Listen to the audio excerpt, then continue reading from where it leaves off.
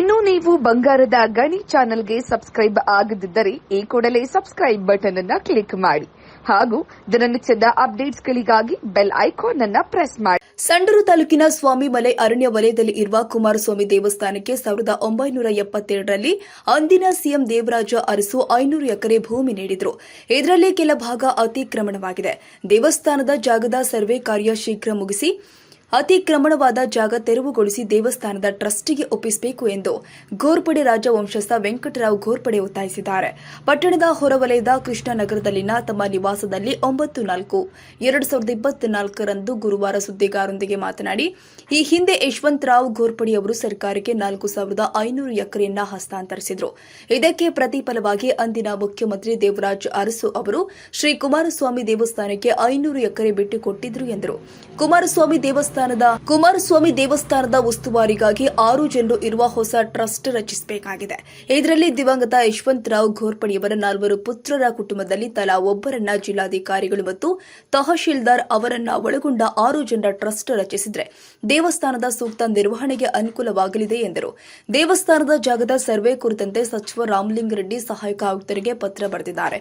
ನಾನು ಈ ಕುರಿತು ಸಂಬಂಧಪಟ್ಟ ಅಧಿಕಾರಿಗಳೊಂದಿಗೆ ಮಾತನಾಡಿದ್ದೇನೆ. ಸ್ಥಳೀಯ ಶಾಸಕರು, ಸಂಸದರು ಮತ್ತು ಮರಾಠ ಸರ್ವ ಸಮಾಜದವರು ಮತ್ತು ಸಂಘ ಸಂಸ್ಥೆಗಳು ಈ ಕುರಿತು ಮೌನ ವಹಿಸದೆ ಗಮನ ಹರಿಸುವ ಅಗತ್ಯವಿದೆ ಎಂದರು. ಈ ಕುರಿತು ಶಾಸಕರು ಆದ ಇ ತುಕಾರಾಂ ಪ್ರತಿಕ್ರಿಯೆ ನೀಡಿ, ಕುಮಾರಸ್ವಾಮಿ ದೇವಸ್ಥಾನವು ಸ್ವಾಮಿಮಲೆ ಅರಣ್ಯ ವಲಯದಲ್ಲಿ ಇದೆ. ಇಲ್ಲಿ ಸರ್ವೆ ಸೆಟಲ್ಮೆಂಟ್ ಇನ್ನೂ ಆಗಿಲ್ಲ. ಕೆಲ ಗಣಿಗಳ ಪ್ರಕರಣಗಳ ವಿಚಾರಣೆ ಕೂಡ ಕೋರ್ಟ್ನಲ್ಲಿ ಇದೆ. ನ್ಯಾಯಾಲಯದ ತೀರ್ಮಾನದ ನಂತರ ಸರ್ವೆ ನಡೆಸಿ ಅದರಲ್ಲಿ ಅರಣ್ಯ ಹಾಗೂ ಕಂದಾಯ ಪ್ರದೇಶವನ್ನ ಗುರುತಿಸಬೇಕು. ಕಂದಾಯ ಪ್ರದೇಶದಲ್ಲಿ ಇನಾಂ ಭೂಮಿ ಗುರುತಿಸಿದ ಮೇಲೆ ಮುಂದಿನ ಕ್ರಮ ಕೈಗೊಳ್ಳಲಾಗುತ್ತೆ ಎಂದರು. ನಂತರ ಮರಾಠ ಸಮಾಜದ ಅಧ್ಯಕ್ಷರು ಆದ ಮಾರುತಿರಾವ್ ಲಿಂಗದಹಳ್ಳಿ ಅವರನ್ನ ಮಾತನಾಡಿಸಿದಾಗ, ದೇವಸ್ಥಾನಕ್ಕೆ ಸೇರಿದ 500 ಎಕರೆ ಜಮೀನು ಒತ್ತುವರಿ ವಿಷಯದಲ್ಲಿ ಅವರ ನಿರ್ಣಯಕ್ಕೆ ನಾವು ಬದ್ಧರಾಗಿದ್ದು, ಈ ವಿಷಯದಲ್ಲಿ ವೆಂಕಟರಾವ್ ಘೋರ್ಪಡೆ ಅವರು ಮುಂದಾಳತ್ವವನ್ನು ವಹಿಸಿದರೆ ನಾವು ಅವರ ಬೆಂಬಲಕ್ಕೆ ನಿಲ್ಲುತ್ತೀವಿ ಅಂತ ಸ್ಪಷ್ಟನೆ ಕೊಟ್ಟಿದ್ದಾರೆ.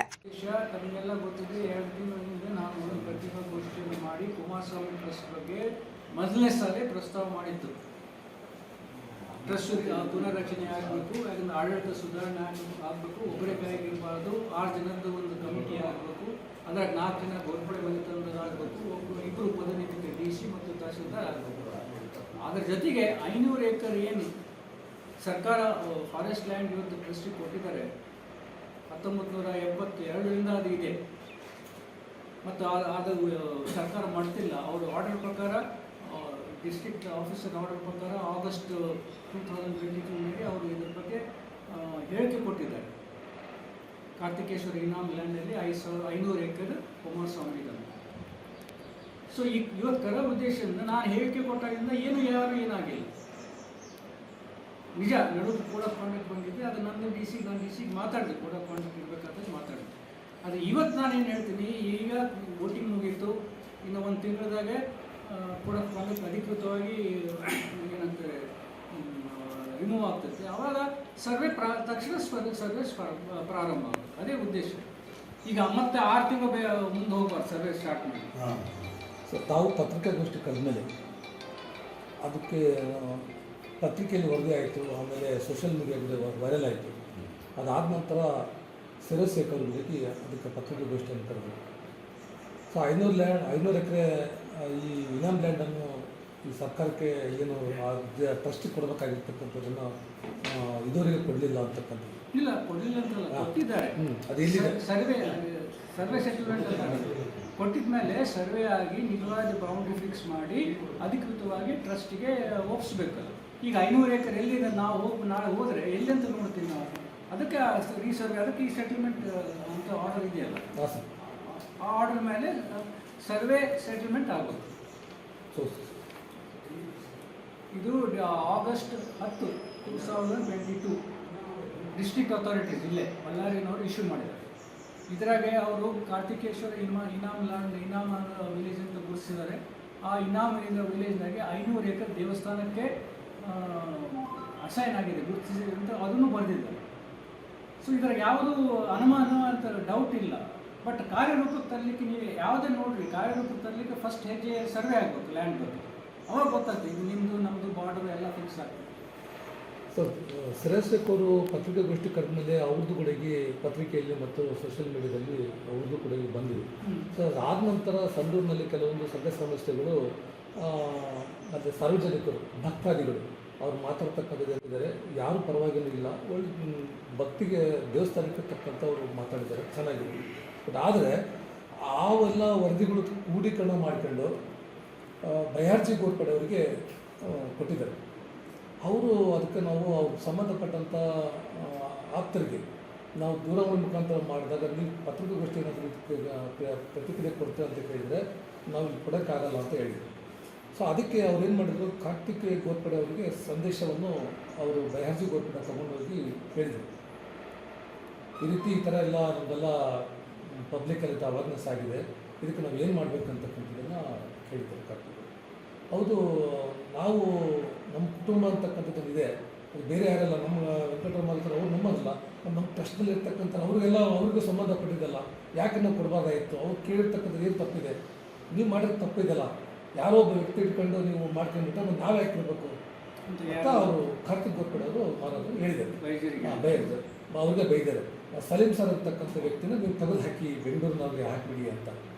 ಸೊ ತಾವು ಅವ್ರು ಹೇಳಿದಾಗೆ ಅವ್ರು ಹಾಕಿ ಎಲ್ಲ ಸರಿ ಹೋಗುತ್ತೆ, ಇಲ್ಲ ಅದಕ್ಕೆ ಅವ್ರು ಹೇಳಿರ್ತಕ್ಕಂಥದ್ದು ಶಿರಸ್ಸಕ್ಕೆ ಹೇಳಿರ್ತಕ್ಕಂಥದ್ದು ಇಬ್ಬದ್ದು ಸರಿ ಇದೆ. ಶಿರಸ್ಸಕ್ಕೆ ಏನೇ ಇರ್ಬೋದು ವಯಸ್ಸನ್ನು, ಆದರೆ ಬಟ್ ಈ ವಿಷಯಕ್ಕೆ ಸಂಬಂಧಪಟ್ಟಂತಂದರೆ ನಮ್ಮ ತಂದೆಯವ್ರ ಕೂಡ ಒಂದು ರಿಲಿಸ್ಟ್ಗಳು ಬಿಟ್ಕೊಟ್ಟಿಲ್ಲ ಅಂತಕ್ಕಂಥ ಮಾತು ತಾವು ಏನು ಹೇಳಲಿಕ್ಕೆ ಬಯಸ್ತಾರೆ. ಕಾರ್ತಿಕ್ ಗೋರ್ಪಡೆ ಅವರು ಮಾತಾಡಿರ್ತಕ್ಕಂಥದ್ದು ತಾವು ಏನು ಹೇಳಲಿಕ್ಕೆ ಬಯಸ್ತಾರೆ. ಈಗ ನೋಡ್ರಿ, ಅದೇ ಪದೇ ಪದೇ ಹೇಳಿ ಈಗ ಏನಾಗುತ್ತೆ, ಅವ್ರು ಮಾತಾಡೋರೆ ಏನು ಸ್ಟೇಟ್ಮೆಂಟ್ ಕೊಟ್ಟಿಲ್ಲ, ಅದಕ್ಕೆ ನಾನೀಗ ಅಧಿಕೃತವಾಗಿ ಇದು ಮಾಡಿರಿ ಅಂತ ನಾನು ಹೇಳ್ತಾ ಇದ್ದೀನಿ. 6 ಜನದ ಟ್ರಸ್ಟ್ ಪುನರ್ರಚನೆ ಆಗಬೇಕು, 5 ಎಕರೆ ಸರ್ವೆ ಆಗಬೇಕು ಅಷ್ಟೇ. ಇದು ಖಾಸಗಿ ಮುಕ್ತವಾಗಿ ಮಾತಾಡೋ ಪ್ರಶ್ನೆ ಇಲ್ಲ. ಯಾಕಂದರೆ ಇದು ಕಾರಣಕ್ಕೆ ಇದು ಯಾಕೆ ಬಂದಿದೆಯಲ್ಲ, ಮೊನ್ನೆ ಜಾತ್ರೆಯಲ್ಲಿ ಏನು ನಡೆದಿದೆ ಅದರಿಂದನೇ ಇದು ಬಂತು. ಇದುವರೆಗೆ ನಾನು ಇದ್ರ ಬಗ್ಗೆ ಕೈ ಹಾಕಿದ್ದಿಲ್ಲ. ಜನ ನನಗೆ ಬಂದು ಆಗ ಸುಟ್ಟು ಕುಂತು ನಾನು ನಾನು ಸಮಾಧಾನ ಮಾಡಿ ಹೇಳೋ ಉಪಯೋಗ ಇಲ್ಲ. ಒಂದು ಯಾವುದನ್ನ ನಾನು ಮಾರ್ಗ ಹುಡುಕ್ಬೇಕು, ಅದಕ್ಕೆ ನಾನು ಮಾರ್ಗ ಹುಡುಕಿದ್ದೀನಿ. 6 ಜನದ ಪುನರ್ರಚನೆ ಆಗಬೇಕು, 4 ಜನ ಅಣ್ಣ ತಮ್ಮದಿಂದ ಒಬ್ಬೊಬ್ಬರು ಟ್ರಸ್ಟ್ನಾಗಿರಬೇಕು, ಹಾಗೆ DC ಮತ್ತು ತಹಶೀಲ್ದಾರ್ ಇರಬೇಕು, ಅವ್ರು ಬ್ಯಾಲೆನ್ಸ್ ಆಗಿರ್ಬೇಕು. ಮತ್ತು 500 ಎಕರೆ ಕೇಳಿಲ್ಲ, 500 ಎಕರೆ ಹೋಗಿ ಯಾರಿಗೂ ಗೊತ್ತಿದ್ದಿಲ್ಲ, ಮತ್ತು ಗೊತ್ತಿರಲಿಲ್ಲ. ನಾವು ಹೋದ್ರೇ ತಹಶೀಲ್ದಾರು DC ಅವರು ನಮಗೆ ಸೀರಿಯಸ್ ಆಗಿ ತೊಗೊತಾರೆ. ಹೌದಪ್ಪ, ಇವ್ರು ನಿಜವಾಗಿ ಇವರಿಗೆ ಇದನ್ನು ಬಿಡಿಸ್ಲಿಕ್ಕೆ ಇಚ್ಛಾಶಕ್ತಿ ಇದೆ ಅಂತ. ಸರ್, ಅಲ್ಲಿ ಕುಮಾರಸ್ವಾಮಿ ದೇವಸ್ಥಾನದ ಆಸುಪಾಸಿನಲ್ಲಿ 500 ಎಕರೆ ಇರ್ತಕ್ಕಂಥದ್ದನ್ನು ಅಲ್ಲಿ ಒಂದು ಫಾರೆಸ್ಟ್ ಇಲಾಖೆ ಅಥವಾ DF ಡಿಸ್ಟ್ರಿಕ್ಟ್ ಫಾರೆಸ್ಟ್ ಇಲಾಖೆ ಅವ್ರನ್ನ ನಾವು ದೂರವಾಣಿ ಮುಖಾಂತರ ಮಾತಾಡಿದಾಗ ಇಲ್ಲಿ ಯಾವುದೇ ರೀತಿಯಿಂದ ಅಕ್ರಮ ಆಗಿಲ್ಲ, ಬಟ್ ಅದು ಜಾಗ ಇದೆ ಅಂತಕ್ಕಂಥದ್ದನ್ನು ಹೇಳ್ತೀವಿ ನಾವೆಲ್ಲರಿಗೂ. ಈಗ ನೀವು ಇವೆಲ್ಲ ಬಾಯಿ ಮಾತು, ನಾನು ಇಷ್ಟೇ ಹೇಳ್ತೀನಿ, ಅಕ್ರಮ ಆಗಿದೆಯೋ ಇಲ್ಲ ನೀವು ಸರ್ವೆ ರಿಪೋರ್ಟ್ ಮಾಡಿ ಗೊತ್ತಾಗ್ಬಿಡುತ್ತಲ್ಲ ಇದೆ ಅಂತ ಅವರು ಹೇಳಿದ್ದಾರೆ. ಈ ಲೆಟರ್ನಾಗೂ ಕೂಡ ಇದೆ ಅಂತ ಹೇಳಿದ್ದಾರೆ. ನಾವಿಲ್ಲ ಅಂತ ಹೇಳೋದಿಲ್ಲ. ಸರ್ವೆ ಅಂತ ಬಾರ್ಡರ್ ಫಿಕ್ಸ್ ಮಾಡಿದರೆ ಟ್ರಸ್ಟಿಗೆ ಒಂದು ಆಧಾರ ಬರುತ್ತಲ್ಲ, ಇದು ನಮ್ಮ ಜಾಗ ಅಂತ. ಆಮೇಲೆ ಆ ಫಾರೆಸ್ಟ್ ಆ್ಯಕ್ಟ್ ಪ್ರಕಾರ ಅಲ್ಲಿ ಏನು ಉತ್ಪನ್ನ ಮಾಡಲಿಕ್ಕೆ ಸಾಧ್ಯ ಇದೆ ಅದು ಮುಂದೆ ಫಾರೆಸ್ಟ್ ಡಿಪಾರ್ಟ್ಮೆಂಟ್ ಜೊತೆಗೆ DC ಮುಖಾಂತರ ಮುಂದೆ ಚರ್ಚೆ ಮಾಡಿ ಆ 500 ಎಕರೆಯನ್ನು ಯಾವ ರೀತಿ ನಾವು ಆದಾಯವನ್ನು ಹೆಚ್ಚಲಿಕ್ಕೆ ಉಪಯೋಗ ಮಾಡ್ಬೋದು. ಉದಾಹರಣೆಗೆ ಆ 100 ಎಕರೆ ನೀವು ಬಾಂಬು ಹಾಕಿದರೆ ಎಷ್ಟು ಉತ್ಪನ್ನ ಆಗ್ತೈತೆ ಟ್ರಸ್ಟಿಗೆ?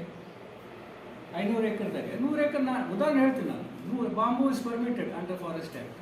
ಅಲ್ಲಿ ನೀವು ಇದು ಮಾಡ್ಬೋದು, ಕಟ್ ಮಾಡ್ಬೋದು. ಹಾಗೆ ಫಾರೆಸ್ಟ್ ಆ್ಯಕ್ಟ್ ಪ್ರಕಾರ ನಾವು ಕುಂತು ಮಾಡಿದರೆ ಒಂದು ಆದಾಯ ಬರ್ತದೆ ಟ್ರಸ್ಟಿಗೆ. ಅದೇ ಉದ್ದೇಶ. ಇದುವರೆಗೆ ಅಲ್ಲೇ ಒಂದು ಆದಾಯ ಟ್ರಸ್ಟಿನ ಆದಾಯ ಏನಿದೆ 500 ಎಕರೆಯಿಂದ? ಈಗ ನೀವು ನಿಮ್ಮದು ವೈಯಕ್ತಿಕವಾಗಿ 10 ಎಕರೆ ಜಮೀನಿದ್ರೆ ಅಲ್ಲಿ ಬಿತ್ತಿ ಬೀಜ ಹಾಕಿ ಇದು ಮಾಡಿದ್ರೆಲ್ಲ ಅದಕ್ಕೆ ಇದು ಬರೋದು. ಸೊ ಈಗ ಅಧಿಕೃತವಾಗಿ ನಿಮ್ಮ ಹೆಸರಲ್ಲೇ ಎಷ್ಟಿದೆ ಆ ಸರ್ವೆ ಇದ್ದರೆ ಈ ಜಾಗ ನನ್ನಂತ ನೀವು ಹೇಳೋಕ್ಕಾಗ್ತದೆ. ಈಗ ನಾವು ಏನು ಹೇಳ್ತೀವಿ, ಹೌದಪ್ಪ ಸರ್ಕಾರ 500 ಎಕರೆ ಕೊಟ್ಟಿದ್ದಾರೆ, ನಿಜ ಕೊಟ್ಟಿದ್ದಾರೆ, ಎಲ್ಲಿದೆ, ಎಷ್ಟಿದೆ, ಎನ್ಕ್ರೋಚ್ಮೆಂಟ್ ಆಗಿದೆಯಿಲ್ಲ. ನೀವು ಫಾರೆಸ್ಟ್ ಆಫೀಸರ್ ಹೇಳ್ತಾರೆ ಎನ್ಕ್ರೋಚ್ಮೆಂಟ್ ಆಗಿಲ್ಲ, ಅದು ಬರಲಿ, ಸ್ಪಷ್ಟೀಕರಣ ಆಗಲಿ, ಒಳ್ಳೇದಲ್ಲ. ನಮಗೆ ನಾವು ಎನ್ಕ್ರೋಚ್ ಆಗಿದೆಯಿಲ್ಲ, ನಮಗೆ ಸಂಬಂಧ ಇಲ್ಲ, ನಮಗೆ 500 ಎಕರೆ ಸಂಬಂಧ. ಸರ್, ವೆಂಕಟರಾಮರಾಜರು ಪ್ರೆಸ್ ಮೀಟ್ ಕೊಡಬೇಕಾದ್ರೆ ಯಾಕೆ ಕೊಡಬೇಕಾಗಿತ್ತು, ಇದನ್ನು ದೊಡ್ಡವ್ರ ವಿಷಯ ಯಾಕೆ ಕೊಡಬೇಕಂತ ರಾಜಕಾರಣಿ ಮಾತಾಡ್ತಾರೆ. ಈಗ ನೋಡಿರಿ, ದೊಡ್ಡವ್ರ ವಿಷಯ ಪ್ರಶ್ನೆ ಅಲ್ಲ, ಇದು ಊರಿನ ವಿಷಯ. ಕುಮಾರಸ್ವಾಮಿ ದೇವಸ್ಥಾನ ಊರಿಂದು, 500 ಎಕರೆ ಊರಿಂದು. ಇದು ರಾಜಮನೆತನದಲ್ಲ, ಗೋರ್ಪಡೆ ಮನೆತನದಲ್ಲ. ಇದ್ರ ಬಗ್ಗೆ 1972ರಿಂದ ಏನು ಮಾಡಿದ್ರಿ ನೀವು? ಯಾರೂ ಏನು ಮಾಡಿಲ್ಲ. ಯಾಕಂದ್ರೆ ಸಂಪ್ರದಾಯವಾಗಿ ನಡೀತಿತ್ತು, ಅದು ಹಾಗೆ ಹೋಗ್ತಿತ್ತು. ಯಾರ ಬಗ್ಗೆ ಯಾರು ನೀವಿದ್ದಿರಲ್ಲ, ಮೊದಲಿಂದ ನೋಡ್ತಾ ಇಲ್ಲ. ದೊಡ್ಡ ಮಹಾರಾಜರಿದ್ದು ಎಂಬೈ ಗೋರ್ಪಡಿರೋದು ಆಗ ಸಾಂಪ್ರದಾಯಿಕವಾಗಿ ನೋಡ್ತಿದ್ರು. ಇವತ್ತು ಅವ್ರು ದೊಡ್ಡ ಸಾಹೇಬ್ ಇದ್ದಾಗ ಸ್ಮೈಯವ್ರು ಏನೇನು ಖರ್ಚು ಮಾಡ್ತಿದ್ರು ಅದು CSR ಬರ್ತಿತ್ತು. ಎಲ್ಲ ಖರ್ಚು ಅವರೇ ನೋಡ್ಕೊಂಡಿದ್ದು. ಇದು ಅವಶ್ಯಕತೆ ಬಂದಿಲ್ಲ. ಈ ಮರಾಠ ಸಮಾಜದ ಸಂಘ ಸಂಸ್ಥೆ ನನಗೆ ಗೊತ್ತಿಲ್ಲ, ನಾನು ಸರಿ ಯಾರೋ ಗೊತ್ತಿಲ್ಲ, ನನಗೆ ಯಾರೂ ಮಾತಾಡ್ಸಿಲ್ಲ. ನಾನು ಉದಾಹರಣೆಗೆ ಹೇಳ್ತೀನಿ, ಮರಾಠ ಸಮಾಜ ಇದ್ದಾರೆ, ಇಲ್ಲಿ ಯಾಕೆ ಪ್ರೊಟೆಸ್ಟ್ ಮಾಡೋದಲ್ಲ, ಅವಾಗ ನನಗೆ ಒಂದು ಅಂಥದ್ದಕ್ಕೆ ಪ್ರೊಟೆಸ್ಟ್ ಮಾಡ್ತೀರಿ, ಈ ಕುಮಾರಸ್ವಾಮಿ ಇದಕ್ಕೆ ಯಾಕೆ ನೀವು ಮಾಡೋದಲ್ಲ? ನಾನು ಬಹಿರಂಗವಾಗಿ ಕೇಳ್ತೀನಿ. ಕುಮಾರಸ್ವಾಮಿ ಇದು ಊರಿಗೆ ಸಂಬಂಧಪಟ್ಟಿದ್ದು, ಬರೀ ಒಂದು ಸಮಾಜಕ್ಕೆ ಸಂಬಂಧಪಟ್ಟಿದ್ದಲ್ಲ, ಒಂದು ಮನೆಗೆ ತನಕ ಸಂಬಂಧಪಟ್ಟಿದ್ದಲ್ಲ. ನನ್ನ ಉದ್ದೇಶ ಏನೆಂದರೆ, ನಾವೆಲ್ಲ ಇರುವವರೆಗೆ ಕುಮಾರಸ್ವಾಮಿ ಆಡಳಿತದ ವ್ಯವಸ್ಥೆ ಭದ್ರವಾಗಿ ಸ್ಥಾಪನೆ ಆಗಬೇಕು. ಆ 100 ವರ್ಷ ಆದ ನಂತರ ಅದು ಧಕ್ಕೆ ಆಗಬಾರ್ದು. ಇದೇ ಉದ್ದೇಶ. ಅದನ್ನು ಈಗ ಕಾಣ್ತಾ ಇಲ್ಲ. ಅದಕ್ಕೆ ನೀನು ಹಿರಿಯರೇನು ಹೇಳಿದಿಲ್ಲ, ಯಾಕೆ ಮಾಡಬೇಕಾಗಿತ್ತು, ಇದಕ್ಕೆ ಮಾಡಬೇಕಾಗಿತ್ತು. ಯಾಕಂದ್ರೆ ನನಗೆ ಜನರ ಏನಾದ್ರೆ ಅಭಿಪ್ರಾಯ ಬೆಂಬಲನೂ ಬೇಕಲ್ಲ. ಜನರಿಗೆ ಗೊತ್ತಿರ್ಬೇಕು ನಮ್ಮ ಮನಸ್ಸಿನಾಗ ಏನಿದೆ. ನಾವಿಬ್ರು ಎಷ್ಟು ಕುಂತು ಎಷ್ಟು ಇಲ್ಲ ರೂಮ್ನಾಗ ಕುಂತು ಚರ್ಚೆ ಮಾಡೋದೇನು ಪಬ್ಲಿಕ್ಕಿಗೆ ಗೊತ್ತಾಗಬೇಕು. ಅವ್ರ ಸಲಹೆ ತಗೋಬೇಕು, ಅವ್ರ ಮನಸ್ಸಿನಾಗ ಏನಿದೆ ತಿಳ್ಕೊಬೇಕು. ಅವ್ರು ನನಗೆ ಇಷ್ಟು ಫೋನ್ ಮಾಡಿದ್ರಂತ ನಾನು ಈ ಇವರಿಗೆ ಮಂತ್ರಿಯವರಿಗೆ ಲೆಟ್ರ್ ಬರೀಬೇಕಂತ ವಿಚಾರ ಬಂದು, ಲೆಟ್ರ್ ಬರೀಬೇಕಂತ ಏನಂತ ಬರೀಬೇಕು? ಬರೀ ಕಂಪ್ಲೇಂಟ್ ಮಾಡಿದ್ರೆ ಉಪಯೋಗ. ಈಗ ಮಾಡಿದ್ರಿ ಸರ್, ಹಾಗೆ ಮಾಡಿದ್ರಿ ಸರ್, ಸುಧಾರಿಸ್ಕೊಂಡು ಹೋಗ್ರಿ ಅಂತ. ಅದಕ್ಕೆ ನಾವು ಒಂದು ಒಳ್ಳೆ ಪ್ರಪೋಸಲ್ ಕೊಟ್ಟು ನಾನು ಈಗ ಕೊಟ್ಟಿರಲ್ಲ, ಅದು ಚಾಲನೆ ರೂಪ ಕಟ್ಟರೆ ನಾನು ಹೇಳ್ತಿಲ್ಲ, ಇನ್ನೂ 100 ವರ್ಷ ಆದರೂ ಕೂಡ ಭದ್ರವಾಗಿ ನಡೀತದೆ ಕುಮಾರಸ್ವಾಮಿ ಟ್ರಸ್ಟ್.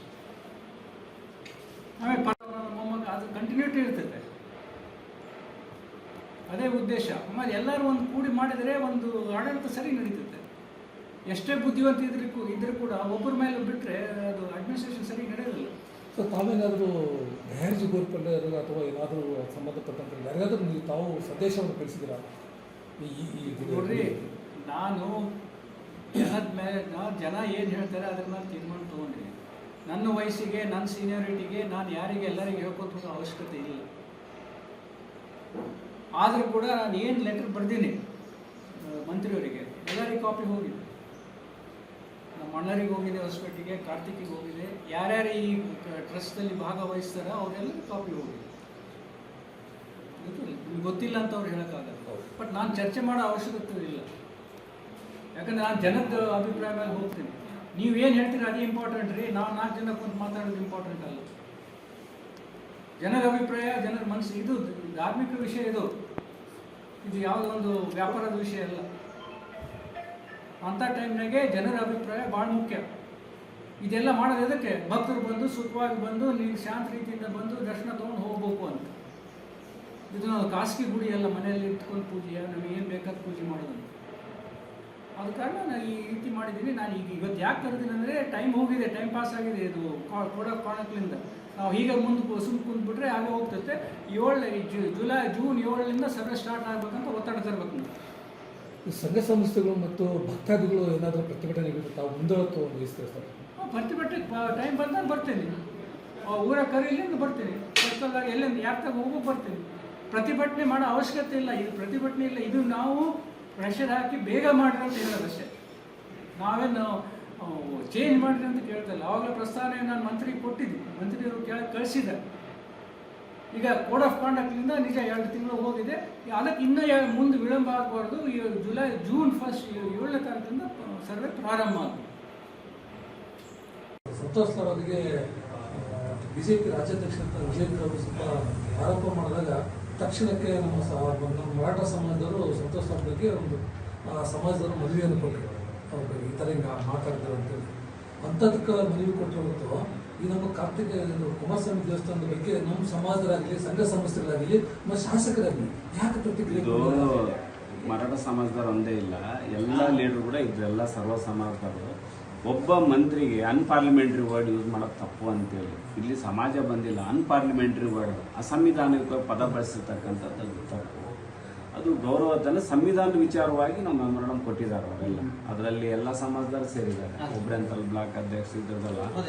ಬಟ್ ಅದಕ್ಕೆ ಕೋರ್ಟಿನ ಅಡೆತಡೆ ಇಲ್ಲ. ಕೋರ್ಟ್ಗಳಿಗೆ ಎಲ್ಲಿ ಪೆಂಡಿಂಗ್ ಇಲ್ಲ ಇಶ್ಯೂ. ಇದಕ್ಕೆ ಇವೆಲ್ಲ ಕಾನೂನು ಚೌಕಟ್ಟಿನಾಗ ಇರ್ತಕ್ಕಂಥವೆಲ್ಲ. ಈಗ ಇನಾಮ್ ಸೆಟ್ಲ್ಮೆಂಟ್ ಕೂಡ ಇದೆಲ್ಲ ಇನ್ನು ನಡೀತಾ ಇದೆ. ಇದೆಲ್ಲ ಆರ್ಗ್ಯುಮೆಂಟ್ಸ್ ಎಲ್ಲ ಕೇಳಿದ್ದಾರೆ. ಯಾವ್ದನ್ನ ಇದ್ರೆ ಕೊಡಿ ಅಂತಂತೇಳಿ ಅಬ್ಜೆಕ್ಷನ್ಸ್ ಎಲ್ಲ ಕೇಳಿದ್ದಾರೆ. ಮುಖ್ಯವಾಗಿ ರೆವಿನ್ಯೂ ಫಾರೆಸ್ಟ್ ಇದು ಸ್ವಾಮಿಮಲೆ ಬ್ಲಾಕ್ ಇದು ಪೆಂಡಿಂಗ್ ಇದೆ ಇಶ್ಯೂ. ಸೆಟಲ್ಮೆಂಟ್ ಆಗಿಲ್ಲ ಇನ್ನ. ಸೆಟ್ಲ್ಮೆಂಟೇ ಆಗಿಲ್ಲ. ಸೆಟ್ಲ್ಮೆಂಟ್ ಆದಮೇಲೆ ಆಮೇಲೆ ರೆವಿನ್ಯೂಸ್ ಅಂತ ಬರ್ತದೆ. ರೆವಿನ್ಯೂ ಬಂದಮೇಲೆ ಇನಾಮ್ದು ಬರ್ತದೆ. ಇನಾಮ್ದು ಬಂದಮೇಲೆ ಆ ಇಶ್ಯೂ ಬಂದಮೇಲೆ ಕ್ಲಾರಿಟಿ ಬಂದಮೇಲೆ ನಾವು ಇದನ್ನು ಮಾಡ್ತೀವಿ. ಇದು ಪ್ರೆಸೆಂಟ್ ಸ್ಟೇಟಸ್. ಈ ಹಂತದಲ್ಲಿ ಹಿಂಗಿರೋದ್ರಿಂದ ನಾವು ಮ್ಯಾಟ್ ಇನ್ ದ ಕೋರ್ಟ್ ನಾ ಈ ಹಂತದಲ್ಲಿ ರಿಪ್ಲೈ ಕೊಟ್ಟರೆ ನಿರ್ಧಾರ ಮಾಡೋಕ್ಕೆ ಈಗ ಆಗಲ್ಲ. ಏನು ಇದು 500 ಎಕರೆದು ಏನು ಹಿಂದೆ ದೇವರಾಜ ಅರಸು ಕೊಟ್ಟಿರ್ತಕ್ಕಂಥದ್ದು ಏನಿದೆ ಅದು ಇವತ್ತಿಗೂ ಕೂಡ 500 ಎಕರೆ ಅದನ್ನು ಸರ್ವೆ ಸೆಟಲ್ಮೆಂಟಲ್ಲಿ ಅಂದರೆ ನಾನು ಬೆಳಗಾಂ ಅಧಿವೇಶನದಲ್ಲಿ 2022 ಬೆಳಗಾಂ ಅಧಿವೇಶನದಲ್ಲಿ ಇದ್ರ ಬಗ್ಗೆ ಪ್ರಸ್ತಾಪ ಮಾಡಿದ್ದೆ. ಅದರಿಂದಾಗಿ ಸರ್ಕಾರ ಇದನ್ನು ಅಧಿಸೂಚನೆ ಹೊರಡಿಸಿದೆ, ಸೆಟಲ್ಮೆಂಟ್ ಮಾಡಬೇಕು ಅಂತೇಳಿ. ಟೋಟಲ್ 14 ಹಳ್ಳಿಗಳಿಗೆ ಕಾರ್ತಿಕೇಶ್ವರ ಕೂಡ ಒಂದು. ಇದರಲ್ಲಿ ಕುಮಾರಸ್ವಾಮಿಗೆ 500 ಎಕರೆ ಏನು ರಿಸರ್ವ್ ಮಾಡಿದೆ ಅದು ಮಾಡಿದ್ದಾರೆ. ಅದನ್ನು ಕರೆಕ್ಟಾಗಿ ಅಧಿಸೂಚನೆ ಒಳಗೆ ಅದು ದೇವರಾಜ ಅರಸು ಕೊಟ್ಟಿರ್ತಕ್ಕಂಥ ಮಾಡಿರ್ತಕ್ಕಂಥದ್ದು. ಈಗ ಮುಖ್ಯವಾಗಿ ಇದರಲ್ಲಿ ಸ್ವಾಮಿಮಲೆ ಬ್ಲಾಕು ಪೆಂಡಿಂಗ್ ಇದೆ ಸರ್ವೆ ಸೆಟಲ್ಮೆಂಟ್. ಅಂದರೆ ರೆವಿನ್ಯೂ ಆ್ಯಂಡ್ ಫಾರೆಸ್ಟ್, ಇದು ಫಾರೆಸ್ಟು ರೆವಿನ್ಯೂ ಸೆಟಲ್ಮೆಂಟ್ ಇನ್ನೂ ಪೆಂಡಿಂಗ್ ಇದೆ. ಅಕ್ರಮ ಗಣಿಗಾರಿಕೆ ನಡೀತಲ್ಲ, DMS ಅದರದೆಲ್ಲ ಸ್ವಾಮಿಮಲೆ ಬ್ಲಾಕಲ್ಲಿ ದೇವಗಿರಿ ರೇಂಜಲ್ಲಿ ಅಕ್ರಮ ಗಣಿಗಾರಿಕೆ ನಡೀತಲ್ಲ, ಅದು CBI ಕೋರ್ಟ್ನಾಗಿದೆ. CBI ಕೋರ್ಟ್ನಾಗ ಒನ್ಸು ಇದು ಅದು ಕ್ಲಿಯರ್ ಆಗೋ ಮಟ್ಟ ಆಮೇಲೆ ರೆವಿನ್ಯೂ ಅಂತ ಬರ್ತದೆ. ರೆವಿನ್ಯೂ ಯಾವುದು ಫಾರೆಸ್ಟ್ ಯಾವುದು ಅಂತ ಬರ್ತದೆ. ರೆವಿನ್ಯೂನಾಗ ಇನಾಮ್ ಬರ್ತದೆ. ಅವಾಗ ಅದು ಬಂದಮೇಲೆ ಕುಂತ್ಕೊಂಡು ಒಂದು ಕ್ಲಾರಿಟಿ ಗೊತ್ತಾಗ್ತದೆ ಎಲ್ಲ ಕುಂತ್ಕೊಂಡು. ಈಗ ಏನು ಅದು ಟ್ರಸ್ಟಿಂದ ಏನಿದೆ ಅಲಾಟ್ಮೆಂಟ್ ಮಾಡಿಟ್ಟಿದ್ದಾರೆ ಹಿಂದೆ ದೇವರಾಜ ಅರಸು ಕೊಟ್ಟಿರ್ತಕ್ಕಂಥದ್ದು.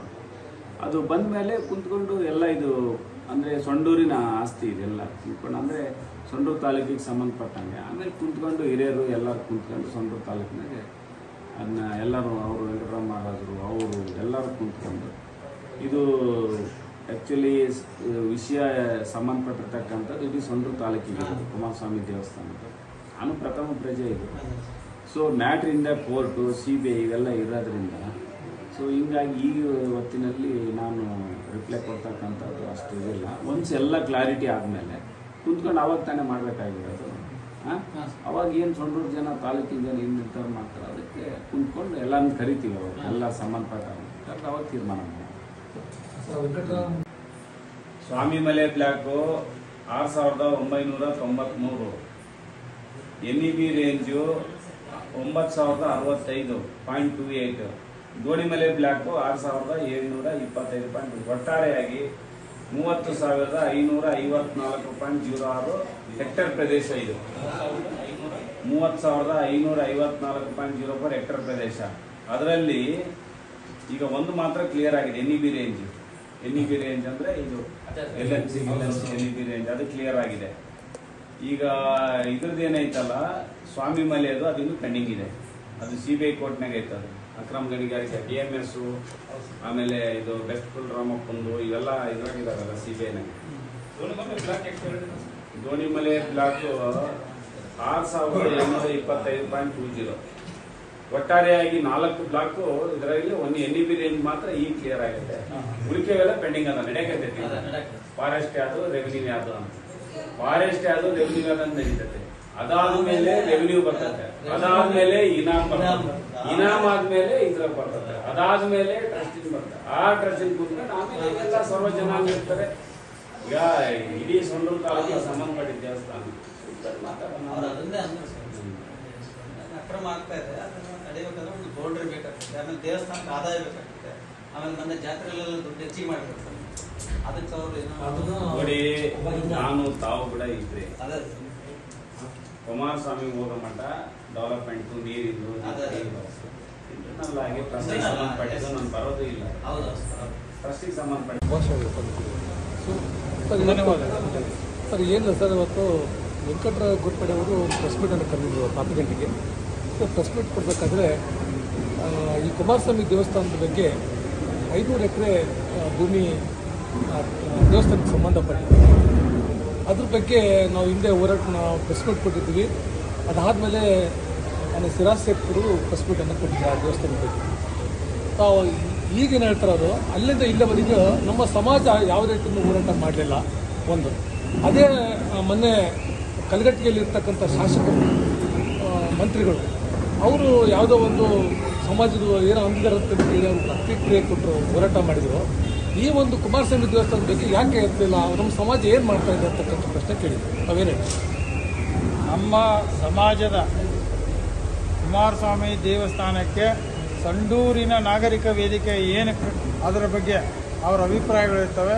ಹಾಗೆ ಯಾವುದೇ ಒಂದು ಪಕ್ಷಾತೀತವಾಗಿ ಯಾವ ಸಾರ್ವಜನಿಕರ ಒಂದು ಏನು ಅಭಿಪ್ರಾಯ ಇರ್ತದೆ ಅದಕ್ಕೆ ನಮ್ಮ ಸಹಮತ ಇದೆ. ನಮ್ಮ ಪ್ರತ್ಯೇಕವಾದಂಥ ನಮ್ಮ ಮರಾಠರು ನಾವು ಸಮಾಜನೇ ಕುಮಾರಸ್ವಾಮಿ ದೇವಸ್ಥಾನ ಮೊದಲಿಂದನೂ ರಾಜವಂಶಸ್ಥರಿಗೆ ಸೇರಿರ್ತಕ್ಕಂಥದ್ದು ಮನೆ ದೇವರು.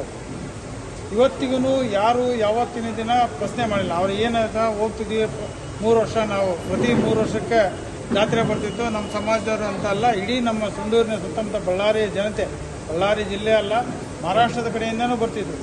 ಅದು ನಾವು ಇನ್ನೂ ಹಿರಿಯರಿದ್ದಾರೆ ಸಮಾಜದಲ್ಲಿ. ನಮ್ಮ ಸಮಾಜದಲ್ಲಿ ವೆಂಕಟರಾವ್ ಗೋರ್ಪಡೆ ಮಹಾರಾಜರು ಕೂಡ ಹಿರಿಯರು. ನಮ್ಮ ಸಮಾಜಕ್ಕೆ ಮೊದಲು ಅವರು ಭಾಳಷ್ಟು ಸಲ ನಮ್ಮ ಜಯಂತಿಗೆ ಬಂದರೆ ನಾವು ಇವತ್ತಿನ ಕಾರ್ಯಕ್ರಮ ಒಂದು ನೀತಿ ಸಮಿತಿ ಇರೋದ್ರಿಂದ ಅವ್ರನ್ನ ಆಹ್ವಾನ ಮಾಡಿರ್ತಕ್ಕ ಯಾವುದೇ ರಾಜಕೀಯ ಮುಖಂಡರನ್ನ ಆಹ್ವಾನ ಮಾಡಿಲ್ಲ. ಹಿರಿಯ ನಾಗರಿಕರು ಏನು ನಮ್ಮ ಸಂಡೂರಿನಲ್ಲಿ ಪಕ್ಷಾತೀತವಾಗಿ ಆಮೇಲೆ ಜಾತ್ಯತೀತವಾಗಿ ಅವರು ತಗೊಳ್ತಕ್ಕಂಥ ನಿರ್ಣಯಗಳಿಗೆ ನಮ್ಮ ಸಹಮತ ಇರುತ್ತೆ, ನಮ್ಮ ಬೆಂಬಲ ಇರುತ್ತೆ. ಅಲ್ಲ, ಅವ್ರು ಹೇಳಿದ್ದೇನು ಒಂದೇ ಪ್ರಶ್ನೆ. ಮೂಲತಃ ಮರಾಠ ಸಮಾಜವನ್ನು ಹುಟ್ಟಾಕಿರುವಂಥವರು ಗೋರ್ಪಡೆ ತಂದೆಯವರು. ಹಾಗೆಯೇ ಕುಮಾರಸ್ವಾಮಿ ದೇವಸ್ಥಾನಕ್ಕೆ 500 ಎಕರೆ ಜಮೀನನ್ನು ದಾನವಾಗಿ ಕೊಟ್ಟು, ಅಂದರೆ ಯಾರು ದೇವರಾಜ್ ಅವರು ಕೂಡ ಅದನ್ನ ಮಜರಾ ಇಲಾಖೆ ರೀತಿಯಲ್ಲಿ ಕೊಟ್ಟಿದ್ದಾರೆ, ದಾನ ಕೊಟ್ಟಿದ್ದಾರೆ. ಅದನ್ನು ನಾವು ಹದ್ದುಬಸ್ತು ಮಾಡಿಸುವಂಥ ಕೆಲಸನ ನಮ್ಮ ಸಮಾಜದವರು ಕೂಡ ಮಾಡಬೇಕಾಗ್ತದೆ. ಯಾಕೆ ಪ್ರಶ್ನೆ ಇಲ್ಲ, ಅಥವಾ ಯಾಕೆ ಅದನ್ನು ನಮ್ಮ ಸಮಾಜದವರು ಮುಖಂಡರಿದ್ದಾರೆ? ಮಹಾರಾಜರ ಮುಂದೆ ನಿಂತ್ಕೊಂಡ್ರೆ ಮಹಾರಾಜರಿಗೆ ಹಿಂದೆ ನಾವು ಯಾವಾಗಲೂ ಇದ್ದೇ ಇರ್ತೀವಿ. ಮಹಾರಾಜರಾಗಲಿ ನಮ್ಮ ಲಾಡ್ಸ ಈಗ ಬರೇ ಕುಮಾರಸ್ವಾಮಿ ದೇವಸ್ಥಾನಕ್ಕೆ 500 ಎಕರೆ ಕೊಟ್ಟಿಲ್ಲ. ನಮ್ಮ ಸಮಾಜಕ್ಕೆ ಅದೇ ಮಹಾರಾಜರ ಹಿಂದೆ 9 ಎಕರೆ ಜಾಗ ಕೊಟ್ಟು ಬೇರೆ ಇವತ್ತಿನ ಸರ್ಕಾರಿ ಕಚೇರಿಗಳಿಗೆಲ್ಲ ಬೇರೆ ಬೇರೆ ವಿಷಯಗಳಿಗೆ ಚರ್ಚೆ ಮಾಡಿದಾಗ ಅದ್ರ ವಿಷಯಗಳು ಭಾಳ ಇದ್ದಾವೆ. ಆ ವಿಷಯಗಳು ಬೇಡ. ಮಹಾರಾಜರು ಮತ್ತು ಇಲ್ಲಿ ನಮ್ಮ ಸಮಾಜದ 2 ಕಣ್ಣಿದಾವೆ. ನಮ್ಮ ಮರಾಠ ಸಮಾಜಕ್ಕೆ 2 ಕಣ್ಣು, ಗೋರ್ಪಡೆ 1 ಕಣ್ಣಾದರೆ ಲಾಡ್ಸಕರು 1 ಕಣ್ಣು. ಆ 2 ಕಣ್ಣುಗಳು ಅವ್ರು ಮುಚ್ಕೊಂಡ್ರು ನಾವು ಮುಚ್ಕೊಂತೀವಿ, ಅವ್ರು ತೆಗೆದ್ರು ನಾವು ತೆಗಿತೀವಿ. ನನ್ನ ಒಂದು ವೈಯಕ್ತಿಕ ಉದ್ದೇಶ, ಅಭಿಪ್ರಾಯ. ಕುಮಾರಸ್ವಾಮಿ ಆ ಒಂದು ಇದರಿಂದ ಸಾರ್ವಜನಿಕರು ಕೆಲವೊಂದು ಮಹಾರಾಜರು ತಿಳಿಸಿದಂಥ ಸಂದರ್ಭದಲ್ಲಿ ಈ ಥರ ಆಗಿದೆ, ಅನ್ಯಾಯ ಆಗ್ತಾ ಇದೆ, ಅಲ್ಲಿ ಸಾರ್ವಜನಿಕ ಭಕ್ತಾದಿಗಳಿಗೆ ಪ್ರವೇಶ ಸರಿ ಸಿಗ್ತಾ ಇಲ್ಲ, ಅದನ್ನು ಏನೋ 500 ರೂಪಾಯಿ 600 ರೂಪಾಯಿ ಈ ಥರ 300 ರೂಪಾಯಿ 150 ರೂಪಾಯಿ ಇಷ್ಟಾಗ ಸ್ಥಳ ಅಲ್ಲಿ ಸಾರ್ವಜನಿಕವಾಗಿ ದೇವಸ್ಥಾನದಲ್ಲಿ ಇರ್ತಕ್ಕಂಥ ಹುಂಡಿ ಮಾಲೀಕರಿಗೆ 4,00,000 ರೂಪಾಯಿ 6,000 ರೂಪಾಯಿಗೆ ಎತ್ತಿರ್ತಕ್ಕಂಥದ್ದು ಇದು ಸರಿಯಾದ ರೀತಿಯಲ್ಲಿ ಕ್ರಮವಲ್ಲ ಅಂತಕ್ಕಂಥದ್ದನ್ನು ಅದ್ರ ಬಗ್ಗೆ ಅವರು ಮಾಡಿದರು. ನಾವು ಇದಕ್ಕೆಲ್ಲ ಮೀರಿ ಸಮಾಜದರಾಗಿ ನಾವು ಯಾಕೆ ಧ್ವನಿ ಎತ್ತಬಹುದು ಅಂತಕ್ಕಂಥದ್ದನ್ನ ವೆಂಕಟರಾವ್ ಗೋರ್ಪಡೆಯವರು ಅಲ್ಲ, ನಾವೆಲ್ಲರೂ ಕೂಡಿ, ಎಲ್ಲ ಸಮಾಜದವರು ಕೂಡಿ ನಾಗರಿಕರು ಏನು ಒಂದು ತೀರ್ಮಾನ ತಗೊಳ್ತಾರೆ, ಆ ತೀರ್ಮಾನಕ್ಕೆ ನಾವು ನಮ್ಮ ಸಮಾಜ ಕೂಡ ಅವರಿಗೆ ಬೆಂಬಲ ಇರ್ತೀವಿ. ಆಮೇಲೆ ಅದೇ ರೀತಿ ಮುಂದೆ ಬರ್ತಕ್ಕಂಥ ಜಾತ್ರೆಯಲ್ಲಿ ನಾವು ಅವ್ರ ಜಾತ್ರಾ ಕಮಿಟಿಯವರಿಗೆ ನಾವು ನಮ್ಮ ಈ ಥರ ಇದೆ, ಹಿಂದೆ ಆಗಿತ್ತು, ಈ ಥರ ಅದನ್ನು ಸರಿಪಡಿಸ್ಕೊಳ್ತಕ್ಕಂಥದ್ದನ್ನು ನಾವು ಬಯಸ್ತೀವಿ, ಹೇಳಲಿಕ್ಕೆ ಇಚ್ಛೆ ಪಡ್ತೀವಿ, ನಾವು ಹಿಂದೆ ಇರ್ತೀವಿ ಅಂತ ಮುಂದೆ ನಡೆದ ದಿನಗಳಲ್ಲಿ. ಅಲ್ಲ ಸರ್, ಅವ್ರು ಏನು ಹೇಳ್ತಾರೆ, ಒಂದು ಟ್ರಸ್ಟನ್ನು ಘೋಷಣೆ ಮಾಡೋದಂತ ಹೇಳಿ. ಟ್ರಸ್ಟ್ ಅಂದರೆ ಏನು? ಗೋರ್ಪಡೆ ಒಂದು ಹೆಸರು, 4 ಜನ ಸದಸ್ಯರು, ಅಲ್ಲ ಅದು DC ಅವರು ಮತ್ತು ತಹಸೀಲ್ದಾರ್ ಅವರ ಸಮ್ಮುಖದಲ್ಲಿ ಒಂದು ಟ್ರಸ್ಟ್ ಆದರೆ ಟ್ರಸ್ಟಿಗೆ ಜಾಗ ಬರುತ್ತೆ. ಅವಾಗ ಕುಮಾರಸ್ವಾಮಿ ದೇವಸ್ಥಾನ ಅಭಿವೃದ್ಧಿ ಆಗುತ್ತೆ. ಅದು ಇಡೀ ಸಮಾಜ, ಬರೀ ಮರಾಠ ಸಮಾಜ ಅಂತ ಕೂಡ ಅಂತ ಹೇಳಿಲ್ಲ ಅವರು. ಆದರೆ ಎಲ್ಲ ಸಮಾಜದವರು ಕೂಡ ಅದಕ್ಕೆ ಪ್ರಶ್ನಿಸಬೇಕು. ಅದರಲ್ಲಿ ಪ್ರಮುಖವಾಗಿ ಮರಾಠರು ಪ್ರಶ್ನಿಸಬೇಕು. ಯಾಕೆಂತಂದ್ರೆ ಅದಕ್ಕೆ ಮೂಲ ದಾನ ಕೊಟ್ಟವರು ಮರಾಠರ ಮೂಲವರು, ಈ ಸಮಾಜ ಕಟ್ಟಿದವರೇ ಯಶವಂತರಾವ್.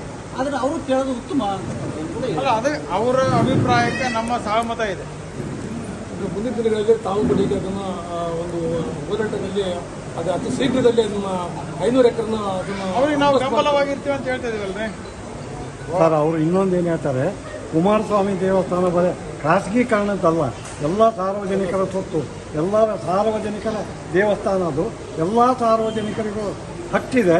ಆ ಹಕ್ಕಿಗಾಗಿ ಅದರಲ್ಲೂ ಹೆಚ್ಚಿನ ಪ್ರಭಾವ ಮರಾಠ ಸಮಾಜದವ್ರಿಗೆ ಐತೆ. ಆ ಮರಾಠ ಸಮಾಜದವರು ಮೊನ್ನೆ ಸಂತೋಷ್ ಲಾಡ್ಗೆ ಒಂದು ಸಣ್ಣ ಪ್ರಕರಣಕ್ಕೆ ಭಾಳ ಪ್ರತಿಭಟನೆ ನಡೆಸಿದ್ರು.